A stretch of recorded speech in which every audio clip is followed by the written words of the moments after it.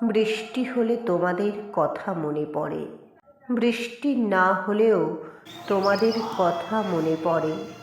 যখন অনেক কাজ, যখন কোথাও কোনো কাজ হাতে নেই, বৃষ্টি হলে, বৃষ্টি না হলেও তোমাদের কথা মনে পড়ে। আজ অনেক দিন কারো কোনো চিঠি পাই না, অনেক দিন কারো কোনো খবর রাখি না। তোমরা কে কীরকম আছো?